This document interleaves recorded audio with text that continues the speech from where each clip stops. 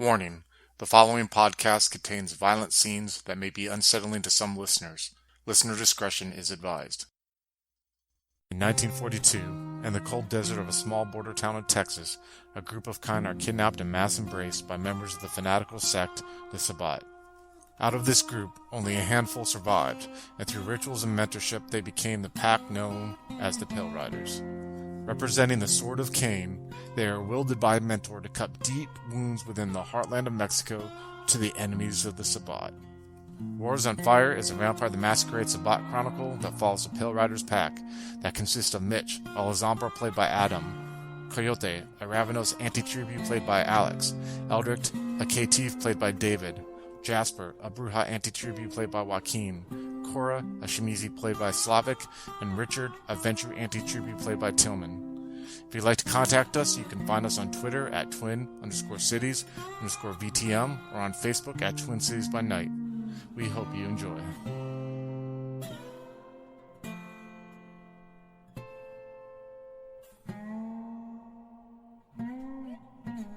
So Jasper, you were left off. You were with Mitch and Eldrick in front of the Kentucky club, and Juarez there. They were going to go talk to Trevor, but then Eldrick thought that he would task you with something for him, like something that he thought would be a gift for you in a way. So he had you actually take his car back to go back. You are driving about 2 hours back to Cedar Creek where you're going.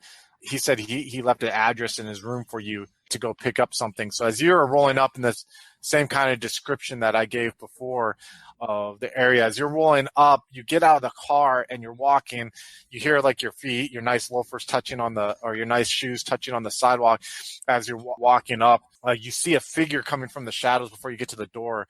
And you recognize it's the Templar, Ilimipi, basically Vidar's number 2. You don't know, you've barely, he's spoken to you guys and given you some training before. But for those of you who don't know, he's the native guy who wears tight blue jeans, has a tucked in like plaid shirt, has a ponytail, usually walks around with like a pistol belt on his side, and he kind of has like a shotgun on a sling that he keeps around for like quick access, like a slide off shotgun.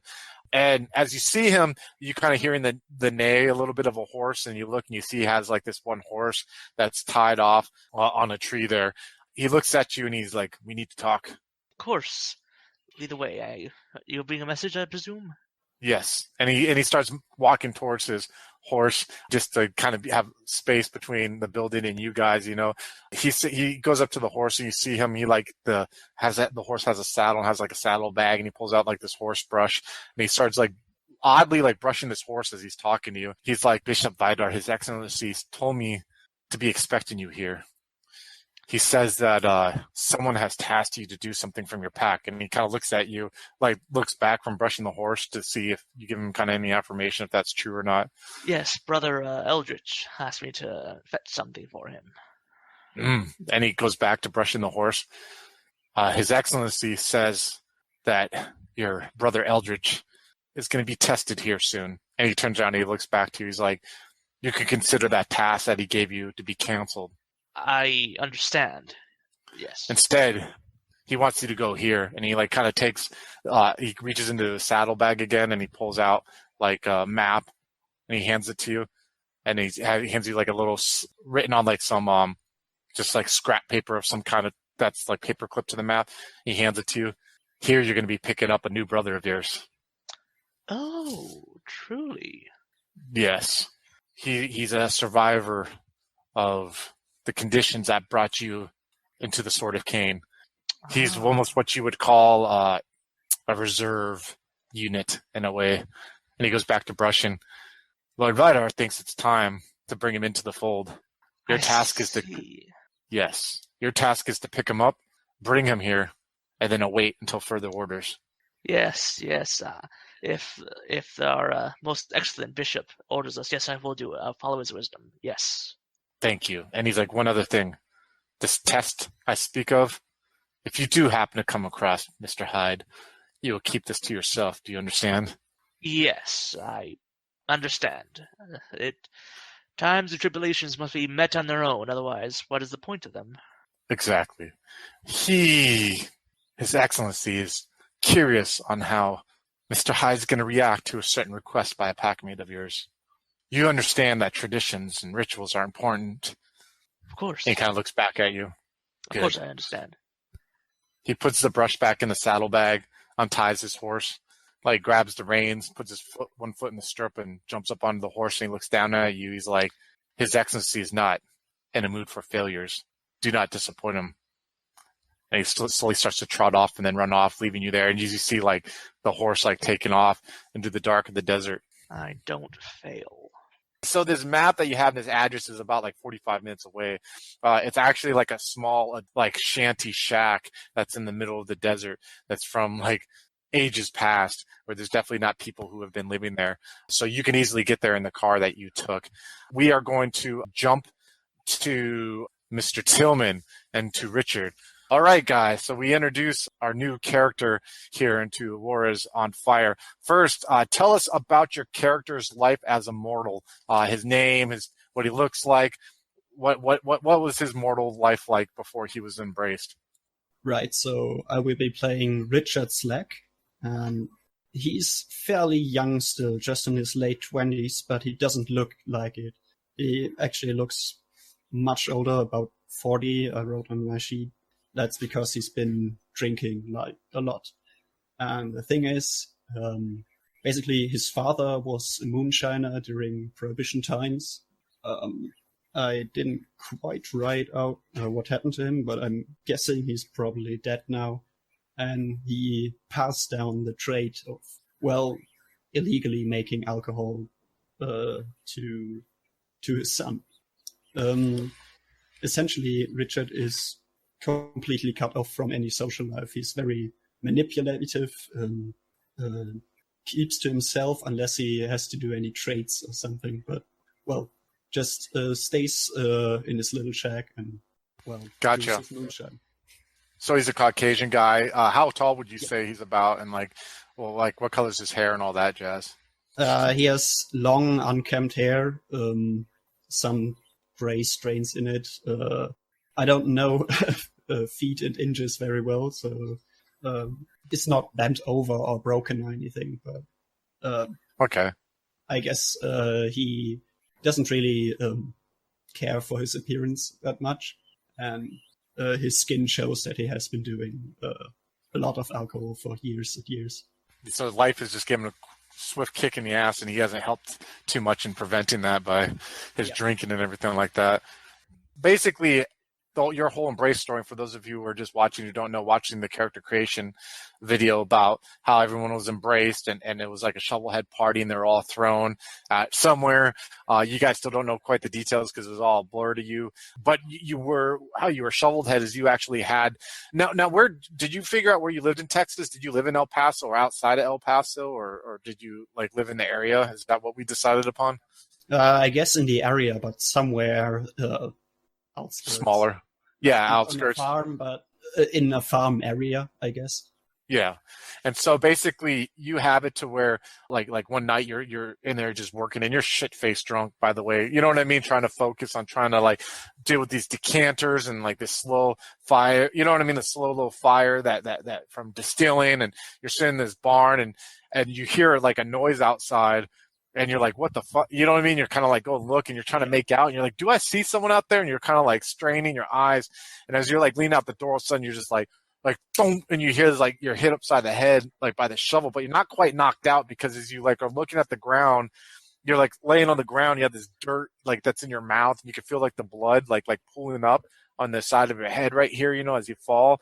And you look and you see these figures are just trashing your area. Then they're like hooting and hollering, and they just like, you see them light a match and this fire just like, whoa. And then you're being dragged off as you're seeing this, and you're like, they think you're out, and you're like looking as you're being dragged off, and you upside down, and you just see like this life works of yours just going up in flames as you see also like 6 figures or 7 figures are kind of following until you pass out. And then the whole thing that happened in the character creation concept happens. Except at the end, while you're giving this, you were actually there when they were giving the speech by the Rio Grande River because I don't know if you guys remember, I mentioned how there was more than the Pale Riders pack there. There was like 10, 15 people who are young Cainites who were sitting there listening to Vidar talk to them. You notice that like at that time there was like a handful of them that were kind of like shepherded off on their own, and you were eventually brought by Elenipi, the Templar, to this small adobe. And where basically you spent like the last year or two there being taught by him, by Vidar, and they randomly send people there. And you have this weird sense while you're there because you find it, like at first you found it fucked up because eventually like you'll wake up one evening and you'll look and there'll be like passed out drunk people just laying in this little hut, you know what I mean, that you've been in for you to feed on, because that's your feeding exclusion is drunk people.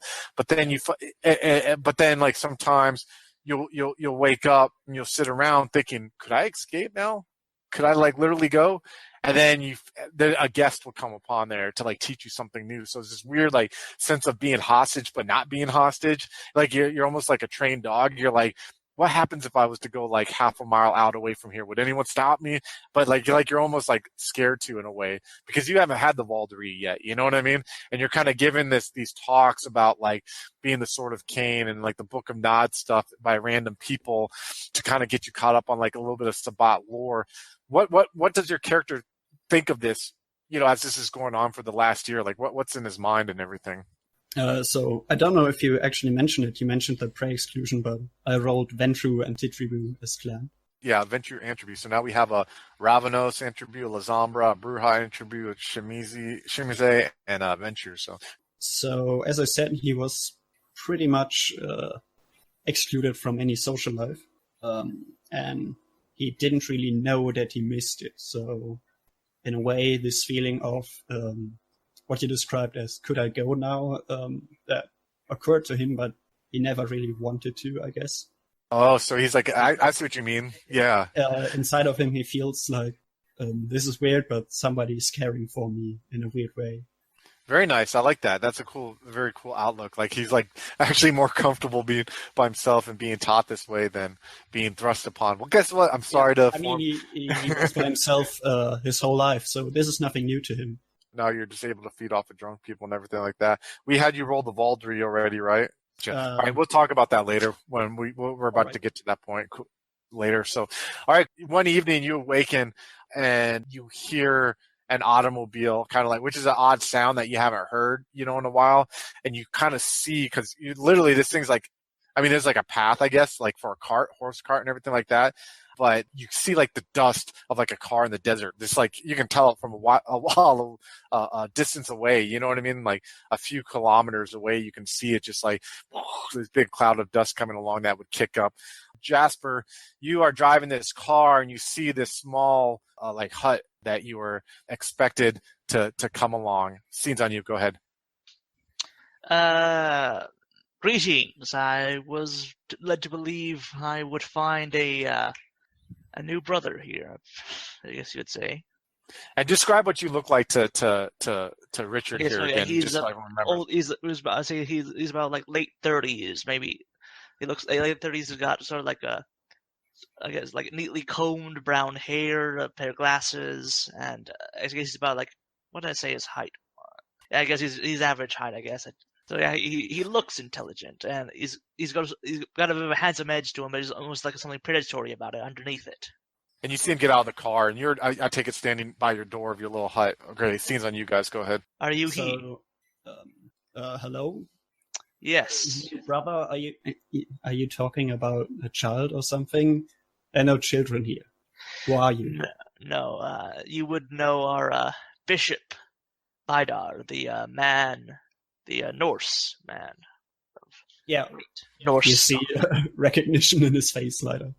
Yes, you know him. Yes, he tasked his servant to send me here to collect you. It seems we have business down in Juarez that we need bodies to throw at. I see. But who are you? You can call me. I am Jasper Lint. All right, Mr. Lint. My name is Richard Slack. I don't trust you, but I trust His Excellency, and you know him. Yes. I truly hope that we come to I hope we come to forge great bonds between us. I can tell right now, we shall do great things for America in the coming years. I'm not so sure about that. Do you guys want to do any scenes while you're driving back to Cedar Creek, or do you just want to go straight there? It's actually on you guys.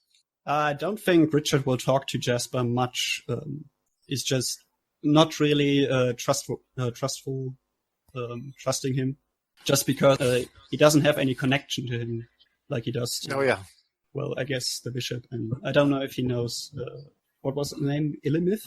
Ilinipi? Yeah, he knows Ilinipi, but yeah, Ilinipi, yeah. I mean, maybe he has seen Jasper once in this meeting. By the river? Yeah, you've heard of them, but like they just mentioned, they're basically what the whole purpose of you being secluded, along with conveniently some other kindreds, is to kind of test you out, because they weren't quite sure if you could cut it being a part of a pack. Like, these guys were chosen, you know what I mean? You guys were kind of like, okay, you survived, but we're still trying to make sure if you're good enough for what Vidar wants, you know what I mean? And then they're kind of like, it's a convenient ploy for me if characters die, or, you know what I mean? Like, here's where this character was, you know, they were like working out their kinks. So we will cut to you guys get out. You're sitting on the bench. We'll cut to you three roll up. You guys are getting out of the car. You're all there. Scene's on you guys. Go ahead. All right, Mitchell, get out of the car. I will help Cora out of the car. Gentleman-like. What a gentleman, Coyote. What a gentleman. Brothers and sisters, welcome back. Jasper! Hola. Come give old Granny a hug. Gladly, sister. He also gives her a hug. I have brought with us a new brother of us to embrace into our fold. Yeah, I'll glare at him. Probably stand somewhere to the side.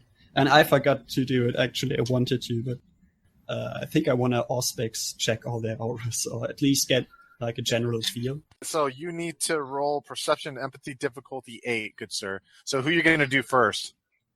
I guess Jasper. I wanted to do it when I first met. No successes? Watch. You botch, actually. I'm a human. Yeah, you're looking at Jasper, and you just see like this bright, like almost like he's human, you know what I mean? All right, who are you going to do next? I'm not sure. Like, I guess Coyote, because he's Okay. the most imposing figure in the bunch. All right, go ahead and roll. Nada. All right, go ahead and roll for. We'll do Mitch next. Nada, and we will do alcohol's bad. We'll do Cora. Watch, Cora's gonna get like 4 and see everything. The opposite, man.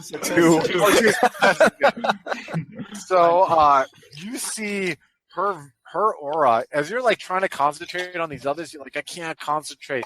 You look at Cora, and all of a sudden it's like, bam! It's almost like someone turned on the lights. Like, it's pale, but you see like these fucking black veins, dude, that are all like crawling over her aura that you've never. Well, while working this, you saw this on one of the guys. You know what I mean? And you know that it means that she's like what they call it, step closer to Cain. That she absorbed another soul of another Cainite. And what would you say your color is, Cora, when doing it? I'm gonna go with light blue. Calm. Calm. And she's like calm there. Yeah. Cool. Scene's back. What are you looking at, brother? You just seem to stare off into the distance. For a second I'm trying there. to get a feel for this. Hello, I guess. Who are you? We're the Pale Riders pack. There's our pack priestess. Are these your Undeductive. servants? And I'm not gonna address Cora because I think everyone here except her is a ghoul. Because I failed so much reading the. These are my brothers, Coyote. You met Jasper, and of course, our Ductus, Mitchell. Yeah, you know what a ductus and a priest are. They've already briefed you on all that, you know. As you guys are standing there, like talking amongst each other, you hear a crunching sound coming from your guys' I guess, left and right, like someone is walking towards you guys. So Mitchell I guess I'm going to turns turn around. immediately, because this is a weird situation for me. Because you're like, your guys, like, what the fuck? And these people are all about PDA. They're all hugging, like, hey! And you're just like loner guys standing there, like, what the fuck? They're one chick has like veins, the others seem mortal. You just don't know quite what's going on. And as you guys are walking, you see Elenipi walking towards you guys slowly, and he motions towards you guys to come towards him. Okay, I'll give him I a walk respectful towards him. nod and start walking towards him. Yeah, I guess I calm down a bit now that someone I can actually relate to appeared. And you see Elenipi walks up towards you, and he kind of like puts his hand on your shoulder, Richard, and he's like just nods to you. And by the way, none of these guys know, but you know he's the same clan as you. He spoke to you about that before, you know. And so he kind of like looks at, and he puts his hand down, and he looks at you, and he's like, "I see you are one short." Darkness ate him up. Well, it was, of course, His Excellency. Yes, and he won't be returning. But I thought as much. I'll let His Excellency speak on that more. But this will be your new pack. He will be your new pack member. The Valkyrie will occur here tonight in a few more hours. What was the title, or like the way I should address him again? Templar, your lordship, but Bishop, His Excellency. I'm just gonna ask him, not questioning him, but like looking for confirmation. Is this your wish, your lordship? It is mine and His Excellency's wish for this to occur. I understand. I will follow. Trust me, this will not seem all alien, and these emotions 4 will seem like your family by the end of the evening, even though I can see apprehension right now in you, which is understandable. And he looks back to you 4. Inside you'll find robes. You'll be out here in 2 hours. You will not step outside. You guys are going to become one again. His Excellency is not happy with how things went with your former brother. And he looks at you, Mitchell. Things need to be quelled when earlier signs show. But it is understandable. You guys are young in the blood. So go back and reflect on what is about to occur. The Valkyrie will once again happen with the Pale Riders pack. And you, being motions towards you, Richard, will be inducted as a brother into the pack. Until then, wait until I call upon you to come out. And he motions towards the door that you guys are at. As you wish, your lordship. So he motions for you guys to go in, and then you guys, I take it, start going in. Yeah. If Mitchell gives a gravelly grunt. burn my cigar on the desert ground or wherever we are as I go in.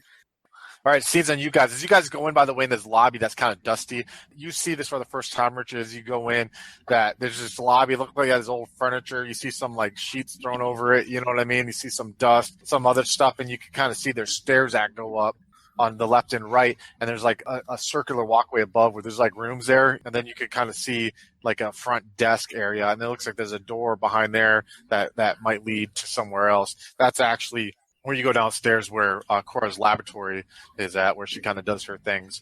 But in this area in the front, you see there's like white robes that are sitting out. And when you look at the robes, they're like Catholic robes, you know, like altar boys wear, you know what I mean? People getting their first communion. As a matter of fact, for any of you who, and a lot of you are probably familiar with Catholicism, living in southern on the border, they are, matter of fact, you know what I mean? Robes that people wear when they're getting their kind of like their first communion in a way.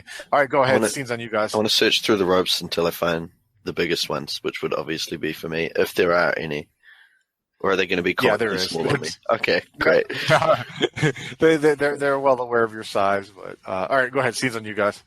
I will approach Richard and put a giant mitt on his shoulder and just say, "We'll be brothers when we have shed blood together." I'm probably not going to answer, just trying to withstand his gaze, I guess. I'm kind of looking at you like I don't trust you, but at the same time, I'm willing to give you a chance, if that makes sense, because it's what the pack needs and wants. Come, let's go to the ritual room and sit there while His Excellency and His Lordship prepare. I'm sure we'll have many things to talk about. We'll tell Jasper what has happened, and Richard can tell us something about himself. And as you guys are heading towards the ritual room, you kind of feel this odd sense of like loss of connection, like you know what I mean? Like something is off. And as you guys are walking, looking at each other, you kind of realize you have this like feeling of like -1, and it starts like slowly dawning on you, like, oh, there's a part of our bond that, you know what I mean, that's been broken and removed in a way.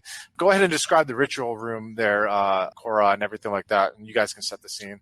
Well, it's a very plain room. Basically, I just want it to be empty, and we can bring stuff in that we need. You know, there's like a place from where I can preach a small pult or something for speaking, but that's basically it. And it's just the bare floor, just sitting on the bare floor there. Jasper, brother, it's a shame what you missed. What have I missed, dear sister? I seem to have missed a lot of excitement about. And you have.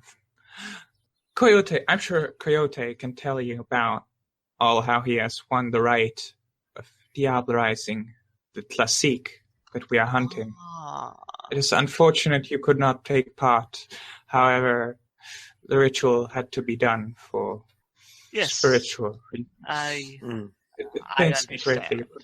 I understand completely. I'm gonna sit down near the doorway. How about we start with a boasting ritual or a prayer to Cain, where we thank him for his guiding hand when we performed our duties to the sword. For example, I thank Cain for his blessing when I ripped out the piston heart out his soul. I'm going to start just kind of go off into my own little kind of dream world and start saying like a prayer in, I've forgotten which, I think was it Aztec? No. Yeah, it was the Aztec language, yeah. It was like, Nahuatl. Yeah. Nahuatl, yeah, that's what it was, yeah. Thank you. I'm trying to work on praying for some kind of, I guess, way to deal with spirits. If I'm still worried about. I'm cut up about not being able to hurt the wraith earlier. It left like a sentimental scar on you, or not sentimental. Excuse me, like a emotional. Yeah. It fucked you up. It fucked you up Plus- seeing that, right? And Plus, Coyote's not happy if there's something he can't beat in a fight. Do you know what I mean? His Gotcha. pride is a little bit wounded. I'm going to say I thank Cain for his favor when I punch through a ghost, and I'll just kind of snort and turn away. I'm not too happy. Ductus, do you wish to share? Mitchell stepped forward, and he'll say something in Latin, fiddle with a rosary that he has wrapped around his wrist, and then he'll step back. Jasper, old school. McCoy, tell us all what you've been doing. I'm afraid I have no tales of glory like you clearly have, but I do admit I had to pass through trials to find and bring our new brother here to us. Jasper, that is more than enough. More than enough, brother. Richard, tell us about yourself. Who is our new brother? I thank Cain for his favor when I got elected or chosen by him to wear his sword. Very well. Then let us wait here till His Excellency calls us. you guys sit there and you have small talk amongst each other, unless you guys want to do a scene. If you do, just let me know. If not, basically you guys sit there until you hear pounding on the door of your ritual room, and it opens up and you see Ilanipi standing there. He's still wearing what he normally wears, but he's looking down at you guys in your robes, and he's like, "It is time. Yes, it is. Follow me." And he comes out. He starts walking through, goes through the lobby, pushes open the double doors. You see the sight before you of that fountain that we described that's in the front. We were saying it was like 15 feet in diameter and a kind of like skinnier in the middle to where it's like about 8 feet up. It's a rather large fountain, you know what I mean?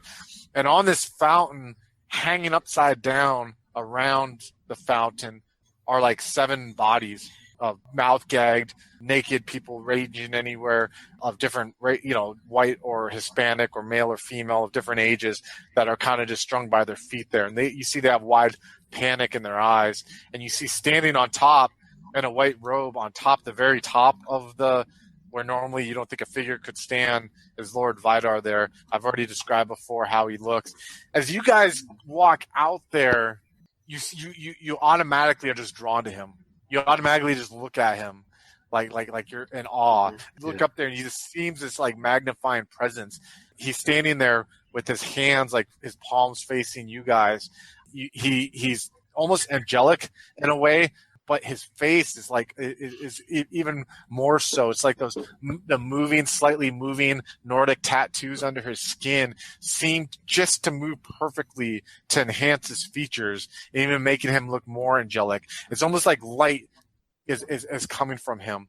It's the moon behind him seems to like be a spotlight that strictly draws the attention of him to you guys. The stars are just there to let his eyes even seem more brighter, his crisp blue eyes. And he looks down at you all, and he's right now, I mean, like he is standing almost like 12 feet or 10 feet above you, you know what I mean? Looking down as you 5 are looking up, and you somewhere in the back of your head, you hear Ilanipi saying, "I leave now," but you don't give a shit. Like you're just drawn up there. You're looking up there. It's almost like if you could breathe, you would catch your breath as he looks down. And you see like he has this warm smile in a way as he's looking on you. And you think about it, you're like, I've never seen this thing, this man, this thing, whatever he is. I've never seen him smile. Like even though it's a thin smile. And he says in his voice as he looks down upon you, he's like, "My children, my pack, my sword, I love you all." And when he says that he loves you all, you feel like this warmth of satisfaction roll over you. And he's like, "You showed that you were different that night, and I knew I made the right decision on some of you. But this movement of ours, this war against the slaves and the servants of the antediluvians, and those who are infernal, is held together by respect, held together by authority. Even though our sect preaches about being against authority, without authority comes destruction. And our rights and our beliefs is the glue that holds us together, and our many different ideals and our different tactics in this war." And as you're looking up at him, all of a sudden you see him just kind of hovers a little bit before on top of the fountain, and slowly you see like where he's coming down, and you're like, is he like floating down? You're looking at him, and then you realize that like these like almost these gentle tentacles are setting him down, like holding beneath his arms. And as he comes lower and you're gaining eye contact with him on the same level, you see a chair, like a throne, appear, black onyx, and he's gently set into it. And as he's sitting there, he's like, "Sit before me.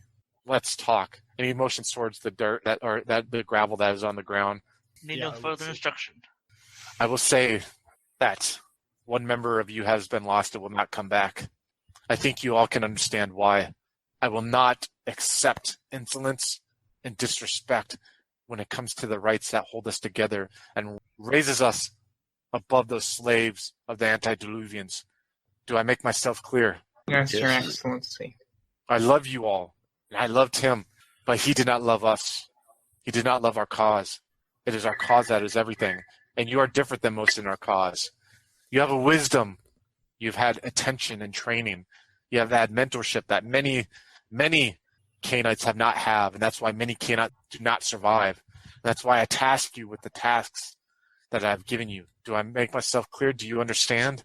And if you have questions to relay this, you can ask. Do not be hesitant. We are brothers in the end, brothers and sisters in the end. So you can feel free to talk to me too. We are going to perform a sacred rite that has made us a weapon that they cannot resist, they cannot defend against. We are going to all make you bound together in blood with the Valkyrie again." And he gets up and he stands up, and the chair you just kind of see like slowly like sinks in, and you can see again behind these dangling bodies, and he has his hands again like how he does, and you see like down his robe you see like slowly like this knife, this black onyx knife, like kind of like coming to his path, and he turns around and he steps up like onto the lip of the fountain, and you see him, he like just takes the knife and he slowly starts like walking along like around it on the edge, and you see like the knife just like biting in and cutting in to the throats of those that are hanging upside down, and you see the gurgle, and you see blood, and you can hear, because this fountain hasn't had water in it in probably like 20 years since the swinging days of the 20s, and you hear this wet slapping sound as like blood starts to like hit this concrete and starts to enter the pool as he slowly keeps walking around. I need a conscience roll difficulty 8 for What's your humanity right now, Jasper? Let me pull it up here. Your humanity is 6. What's your humanity, Mitch? 5. I'm going to make you roll 2. Mitch, give me a conscience roll, difficulty 8. Jasper, what's your humanity? 6. 6? Yeah, give me a conscience roll, difficulty 8. And I see yours right here. I need a conscience roll from you too, Richard, difficulty 8. That's Cora and Coyote is like, what's the big deal, dude? Like, what are you guys trying to do? Oh, I failed. 1 success. So, Mitch, you failed. You're down to 4. Tillman, you passed. Oh. Yeah. Oh. This is bad. Oh, God. Okay, so you lose a point of conscience, so you're down to 2. Mark that on your sheet. You drop 2 humanity, you're down to 4, and you have derangement now. Let's look at the derangements real quick. So you got obsessive-compulsive, multiple personalities, oh, God, schizophrenia, paranoia, megalomania, I think that would go good with Jasper, bulimia, hysteria, manic depression, fugue. I don't know. I think obsessive compulsive could work that way. Okay, we'll do obsessive-compulsive. Obsessive-compulsive must determine a set of specific actions or behaviors. Okay, it says the trauma, guilt, or inner conflict that causes the derangement forces the individual to focus nearly all her attention and energy onto a single repetitive behavior or action. Obsession relates to the individual desire to control her environment, keeping clean, keeping the area quiet and peaceful, or keeping undesirable individuals from an area, for example. A compulsion is an action or set of actions that an individual is driven to perform to soothe her anxieties. For example, placing objects in exact order or feeding from a mortal and precise ritualistic fashion. Oh, I could see that being creepy with Jasper, dude. Like feeding from immortals from a specific way. And this is never allowed to vary. Vampires with obsessive or compulsive derangements must determine a set of specific actions and behaviors as described above and follow them to exclusion of all else. The effects of obsessive compulsive behavior can be negated for the course of one scene by spending a temporary willpower point. The difficulty of any attempt to coerce or dominate a vampire into ceasing her behavior is raised by 1. If the vampire is forcibly prevented from adhering to her derangements, she automatically frenzies, which is even scarier. We could even say, like, if whatever you want to be, but like a feeding one could be like this. Yeah. Setting that off means that you now need to like hang him upside down and feed. You know what I mean? Like in a ritualistic way or something to that extent. It's your call. Yeah, something like that. Yeah. Yeah. So now, Mitch, you're down to 4, right? Yep. All right. Jasper, you're down 4. So as he's walking along, just like slicing these throats, you see blood just coming up, and you guys are just like, oh, you guys are even drawn on him and the blood more as he's walking along. He gets done and he turns and he like motions toward you. He's standing on the lip in front of you with his arms raised again, the knife in his hand. He's like, "Come to me, my children. Coyote, you will be first." Yes, Your Excellency, and I'll step forward.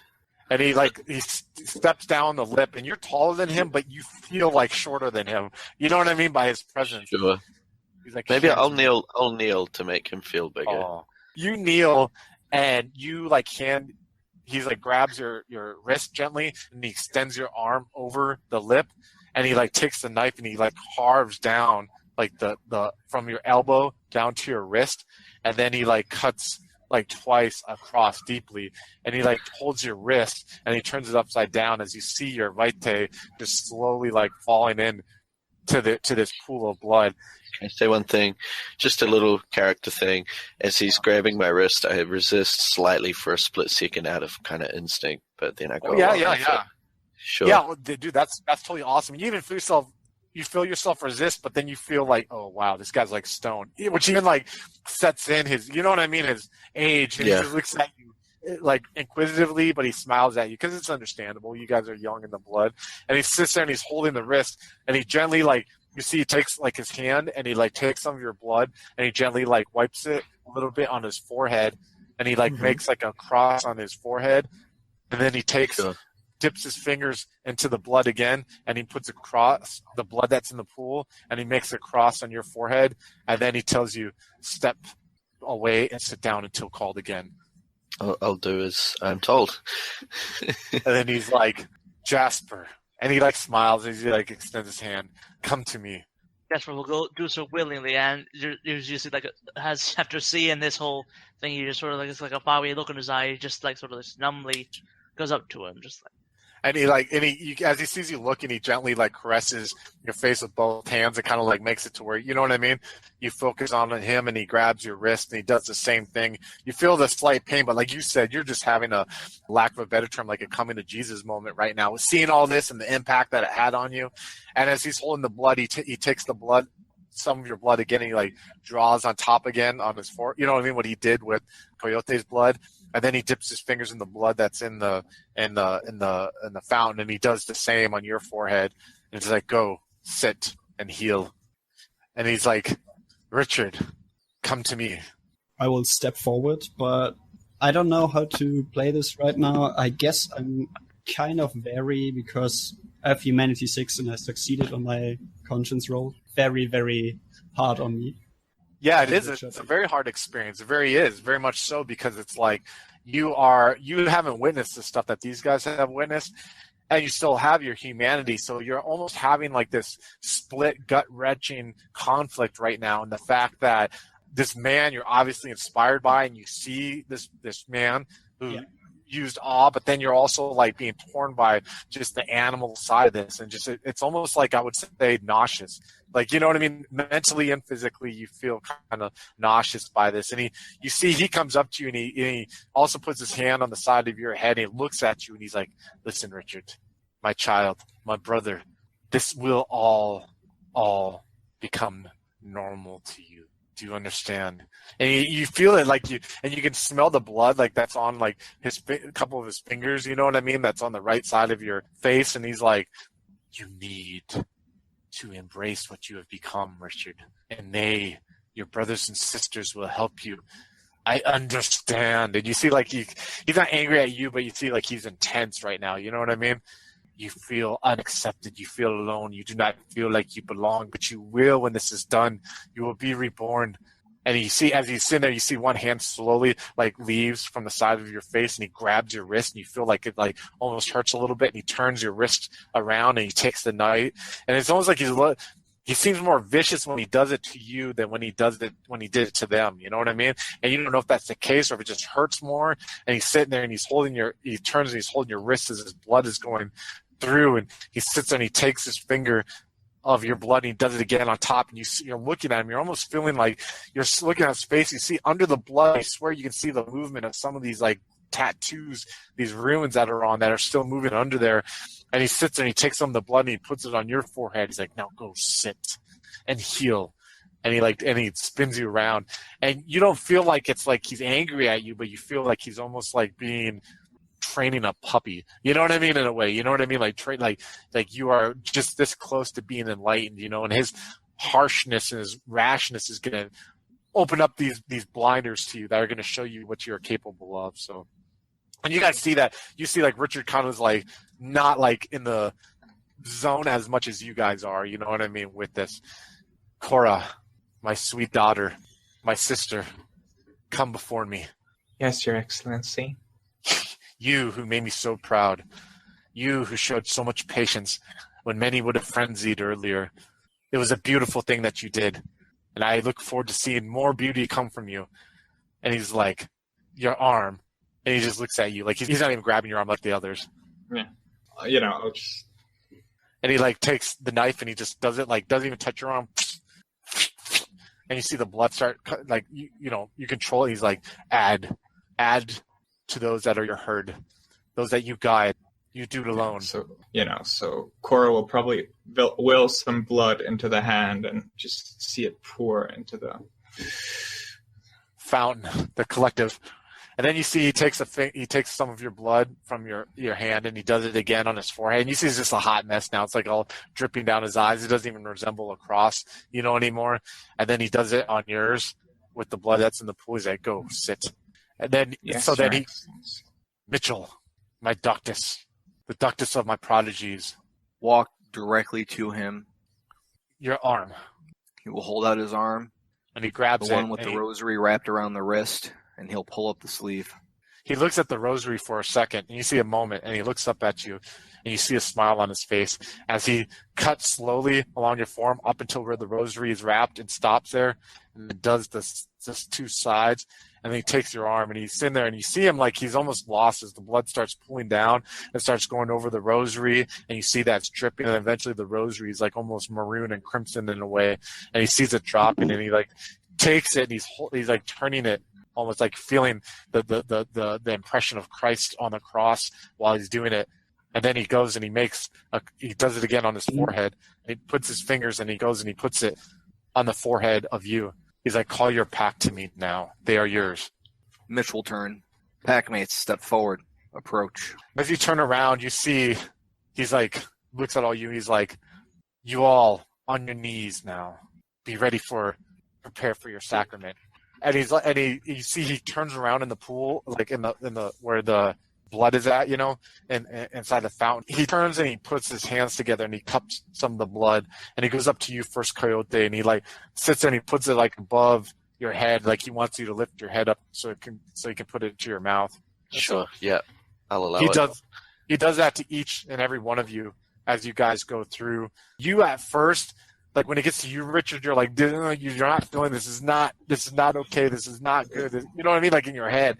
And as soon as that first touch of like blood hits your lips, like all of a sudden just like you feel the snap. It's like a loud like wham, like in your head, and you like are taken aback, and that feeling of apprehension that you feel around these people, you turn and you look, and you feel like it's almost like seeing someone that you are in love with that you haven't been around for a long time, and they walk around the corner and you didn't expect to see them. You know what I mean?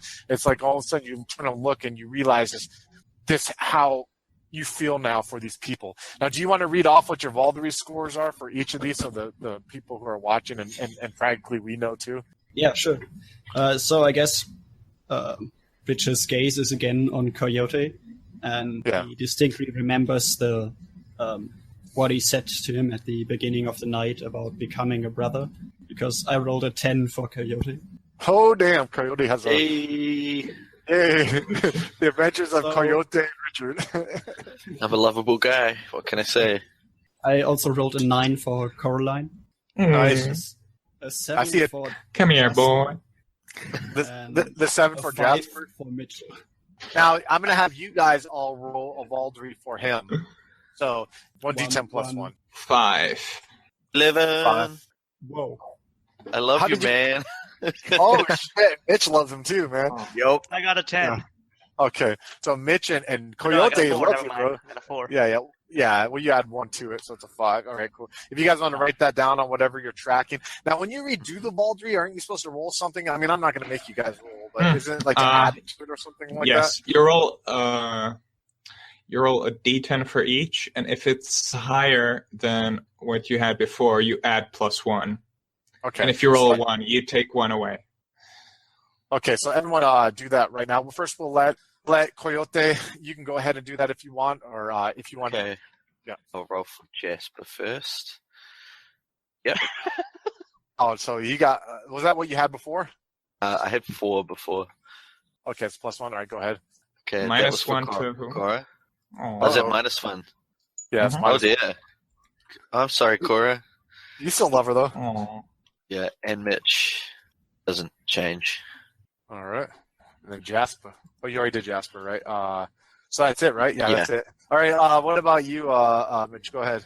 Well, considering that I'm at 9s and 10s for everyone, Yeah. all right, I'm You gonna- never know, it can lower. You know what I mean?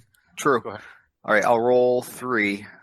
First one's going to be Coraline. Second will be Jasper. Third will be Coyote. Okay. My, oh my. Oh, Coraline, what have you done? Coraline, man, you're just freaking people out with those black veins, you know? It's the Diablerie. We're a little Right. bit more Yeah. distrustful of him now. Yeah. Jasper, go ahead, your turn Must now. be all that pissing out blood. What about you, Jasper? Okay, so yeah, I'm gonna do the same thing he did. I'm gonna do 3 dice. The first one will be for Coraline, second one will be for Mitch, third one will be for Coyote. Okay. Oh! Oh, so you went up for Coraline, and then... -1 for Coyote. Okay, gotcha. All right, you guys track this, you annotate this, and then Cora, your turn Yeah. now. Okay, so Coyote, Mitch, Jasper. Oh, Jasper. Okay, Wow. so Coyote increases. Oh, nice. Mitch nothing. And Jasper's at 10. So he's still at 10. Sweet, good stuff. So you guys now all have your Valkyrie caught up, good to go. As you guys are standing there after he, and you guys are like kind of like just like still like it's almost lost in a moment, like spiritual. You know what I mean? You guys are looking at each other, and then he's like, "Stand." Any motions to all you guys? Stand. I stand. I'd stand too. I rise. Yeah, me too. Continue on with your mission. Continue on with what I tasked you with. This is yours to do with the emotions behind him. I loved you all. Remember that. And he turns around and you see him just slowly like walk into the desert. And he's just walking. You see his white like figure, and he keeps walking and walking. Hello, folks. Have you ever wished you could have an easy way to find gameplay videos and podcasts, or just media in general that deals with your favorite White Wolf role-playing games? Or have you ever wished you could find a forum to share gameplay that you have recorded, one which wouldn't be drowned out by random posts and discussion, so that your media could get the attention you want? Well, we have the answer for you in a Facebook group we run called White Wolf RPGs Gameplay and Media. The group is specifically ran with the sole intent of it being a one-stop shop for people to view or share media involving the games we all love. We take thorough steps to ensure the page does not become cluttered and is easy to traverse. We are currently over 1,000 members strong, and we are continuing to rapidly grow with new media being shared every day. Stop on by. We hope to see you there. High Level Games, the industry's first choice in taking your games to the next level. We are a podcast blog and new media network at highlevelgames.ca. We have blog posts about all of your favorite games going up 5 days a week, and a podcasting network with actual plays and shows that discuss role-playing games, with more rolling out all the time. We are on iTunes, Twitch, and YouTube. Find out more information at highlevelgames.ca, a site that certainly isn't controlled by a shadowy board of directors of otherworldly origin. That's highlevelgames.ca. Please, help. They're coming.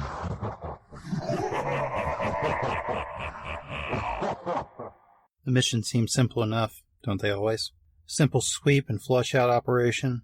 We loaded them up in a hazmat tanker in Montreal and shipped them to a downtown warehouse in the Valley of the Sun. They would have been in and out in a few nights. Well, we wouldn't be telling the story if it all went as planned, would we? I go ahead and I pop Wyatt. Alright, yeah, I'm gonna run at him and do a sweet spin kick and knock his head off. We're waiting to see whether or not the abomination kills us. Shufflehead Chronicles is available on the Critical Hints feed. Search for Critical Hints in iTunes, Google Play, or any other podcatcher. I don't think this is how. No.